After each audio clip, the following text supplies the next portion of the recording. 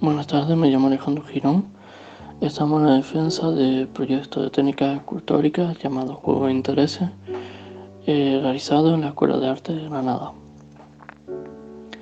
Cabe destacar que ahora veremos una breve índice de los contenidos a tratar en el proyecto, como son la fase de realización, la infografía, el presupuesto, el plano de taller y la bibliografía.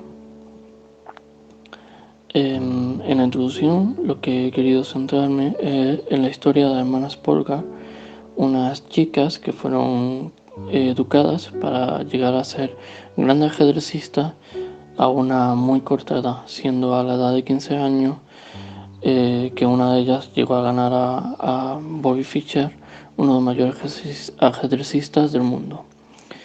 El objetivo de la obra escultórica recae en conmemorar a estas hermanas y también en generar dar por concluido el grado superior de técnicas escultóricas y demostrar los conocimientos alcanzados hasta este entonces. En cuanto al estudio histórico, cabe destacar que el ajedrez nace en la India a partir de otro juego llamado Chaturanga. Este juego está basado en 4 equipos que tienen una característica peculiar, y es que la distribución de los equipos forman en todos un ejemplo de lo que se suponía que era el ejército hindú del siglo I, basado en los peones, que serían la milicia, la caballería, las torres, que serían los caballos, los elefantes, y después estaría la torre y el rey. La torre estaríamos hablando de la caballería más la artillería pesada.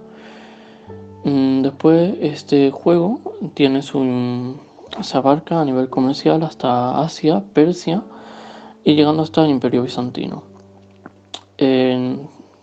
Una vez que posteriormente los árabes sienten gran fijación, un gran interés por este tipo de juego, es cuando se empieza a modificar el juego y se empieza a crear libros y escritos sobre la práctica y las reglas de dicho juego. En aquel entonces pasa a la península ibérica por la conquista de los árabes de gran parte de la península, y es en Al-Ándalus donde adquiere gran importancia, siendo en la Edad Media el punto de entrada a Europa del ajedrez. Cabe destacar que incluso Alfonso X Sabio hace mención de este juego y fue un gran admirador y un gran jugador de este tipo de pasatiempo. Durante la Edad Media, Renacimiento y posteriormente Barroco, en Europa sigue adquiriendo gran importancia el ajedrez, y sobre todo en Italia y en España, que posteriormente pasarían a ser Francia e Inglaterra los grandes admiradores de este tipo los grandes promotores también de las grandes competiciones y más un juego de élite. En cuanto a evolución del ajedrez, cabe destacar que en el principio, en Chaturanga, las casillas eran planas. Estamos hablando de un juego que era para 4 personas. Las casillas no tenían distinción de colores o se lo aporta China, haciendo referencia al yin yang. Y en el Chatrán se produce en los árabes producen la unificación de estos equipos, formando 2 equipos grandes con doble ejército, que más tardíamente pasaría a ser el ajedrez actual. En este caso, el segundo rey pasaba a ser el consejero y tenía una serie de limitaciones que posteriormente en España fundamentalmente se acabaría dando mayor libertad en cuanto al movimiento de las fichas. El alfil, cabe destacar que proviene del árabe, que significa el elefante, pero en gran parte de Europa esta ficha pierde completamente su forma, solamente se adquiere un pequeño rasgo distintivo en cuanto a la forma de la trompa y se empieza a considerar el papa. Es por ello que solamente en España se le considera por el nombre original, que era el elefante, mientras que el resto del mundo lo conoce como The Pope, el Papa. Cabe también señalar que la distribución del tablero es ya a partir del Renacimiento, es cuando ya tiene esa distribución por ficha, que es comúnmente conocida por casillas, sobre todo comúnmente conocidas por blanca y negra, que hacen referencia al yin yang, a lo bueno y lo malo, siendo esta combinación de colores un antagonista y un claro ejemplo de que si tu oponente no existes y viceversa. En cuanto a las normas del juego, cabe, por falta de limitación de tiempo, no voy a poner a mencionarlas porque sería muy extenso y muy largo, entonces la defensa. Y por consiguiente, empezaré a hablar de la importancia que adquiere la mujer en este tipo de juego. La mujer, solamente en el caso del juego en sí, el que antes era el consejero del rey, el segundo rey, pasó a ser posteriormente la reina, haciendo gran importancia, haciendo un gran simbolismo con Isabel la Católica y con la conquista de América que se tuvo por este periodo. Pero no fue hasta la Revolución Industrial que es cuando la mujer adquiere gran relevancia en la sociedad. Estamos hablando de que la mujer hasta ese entonces tenía una importancia puramente decorativa en la sociedad victoriana y basada en la educación y la crianza de los hijos y en las labores domésticas y el cuidado del hogar y sobre todo la atención hacia el hombre. Es junto con la Revolución Industrial cuando adquiere gran importancia, siendo la mujer mano de obra y por lo tanto empieza a tener mayor privilegio consecutivamente con el progreso que supone la Revolución Industrial, poniendo ganar dinero, aunque su jornada valiesen menos que la del hombre, pero aún así, aunque adquiere gran importancia en la sociedad y mayor concienciación de la igualdad entre hombres y mujeres, no disponían de los mismos privilegios y sobre todo del tiempo para dedicarse a este tipo de juego, debido a que las jornadas laborales eran tremendamente arduas y exhaustas, acababan con más de 10 horas trabajando, imposibilidad de compaginar la vida laboral con familiar, etc. Es por eso que en este caso quienes destacan en aquella época son las mujeres de la burguesía, de la alta clase, que eran las únicas que se podían permitir el lujo de poder jugar a juegos tan valorines como en aquella época era entendido el ajedrez, porque sobre todo lo lúdico y lo agresivo era un patrón de comportamiento plenamente masculino y la mujer solamente podía hacer uso de aquellos quehaceres, juegos que le enseñasen los quehaceres de su rol en cuanto a su género. Posteriormente veremos una clara distribución sobre todo del estudio, ¿no? del arte, ¿no?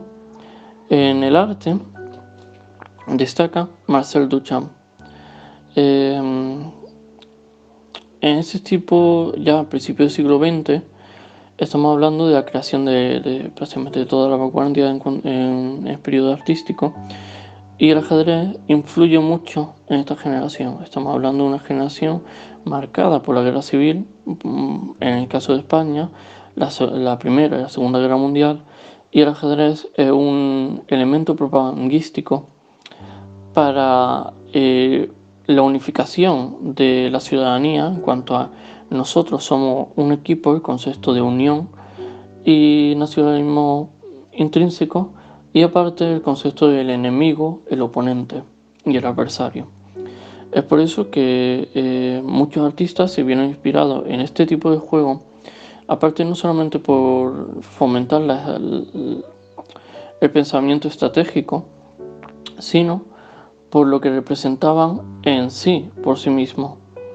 Entre ellos fue Duchamp, el cual fue un gran creador de vanguardias, como puede ser Rainmate, y el que se interesó a una edad ya tardía por este tipo de juegos, llegando a ser uno de los grandes ajedrecistas a nivel de élite, de juegos de élite y de competición. También destaca una de sus creaciones, como puede ser Poker Chess de 1943. Entre sus obras de Rainmate está el Trebuchet. Rainmate es un concepto que creó él mismo, basado en la creación de figuras, de objetos artísticos con cosas que carecían de esa concepción al principio. También creó su propio juego de ajedrez de 1918 y empezó, como vuelvo a decir, a jugar a una edad bastante tardía. En cuanto a la propuesta de trabajo, me he querido basar sobre todo en este periodo del siglo XIX, del siglo XX, de las grandes vanguardias, periodo de la Bauhaus, de la gran inspiración que sirvió a grandes artistas como Man Ray, José Hadwin o Max Ernst, que también se inspiraron en el ajedrez, crearon juegos de ajedrez, sobre todo con formas muy geometrizadas, muy abstractas, y jugando mucho con lo femenino y lo masculino en cuanto a las líneas, las curvas, las aristas y las figuras geométricas, que llegan a un punto bastante interesante y que me he querido inspirar en este tipo de autores y de su obra para basarme en la propuesta final.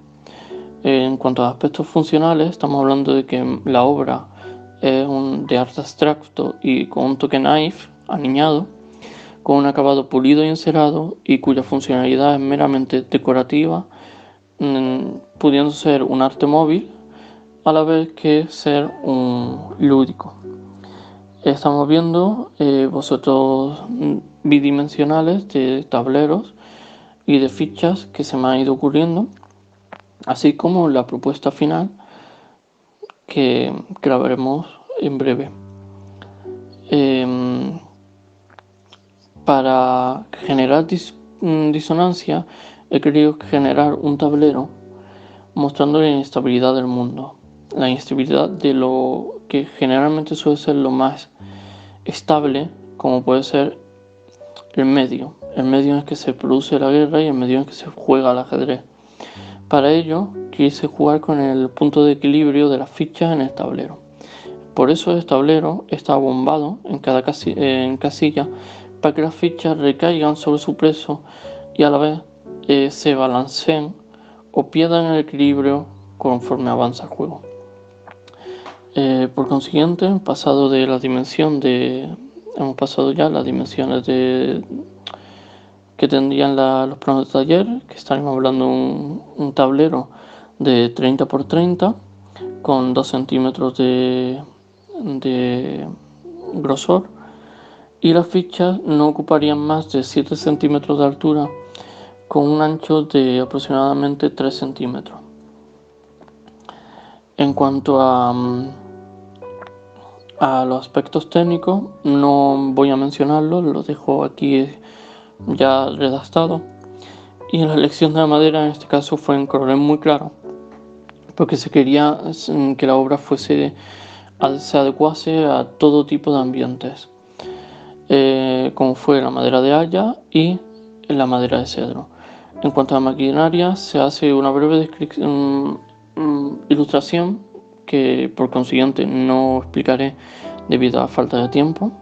Ya está explicada detalladamente en la obra final, y también lo mismo con las herramientas, en el cual me pasaré simplemente a mencionarlas, como son la cubia, el mazo, la curva de carpintero, el sargento, etcétera. En cuanto a los EPI, pues lo típico que se necesita, como fue un calzado con punta de acero, un mono adecuado para el tipo de trabajo, el gorro y casco, así como una mascarilla para no inhalar el, el serrín de la madera, y gafas y guantes. En cuanto a la legislación, lo mismo, bastante extensa, considero que es una pérdida de tiempo mencionarla y por lo tanto lo dejo referenciado para no tener que ocupar demasiado tiempo en la defensa del proyecto. Finalmente, quiero destacar en el presupuesto. El presupuesto, estamos hablando de que ya los precios de la madera están fijados. La madera es madera de cedro y de haya, con unos costes indirectos de un 15% y un beneficio industrial también de un 15%, siendo con la suma del IVA el presupuesto total de 460 euros. Finalmente, se hace paso a la web, a la referencia de todas las páginas web que me he basado y en la infografía de cómo quedaría el proyecto una vez terminado y realizado, siendo, como se aprecia, principalmente diseñado para que esté en un ambiente social como puede ser un salón. Eso es todo. Muchas gracias por su atención.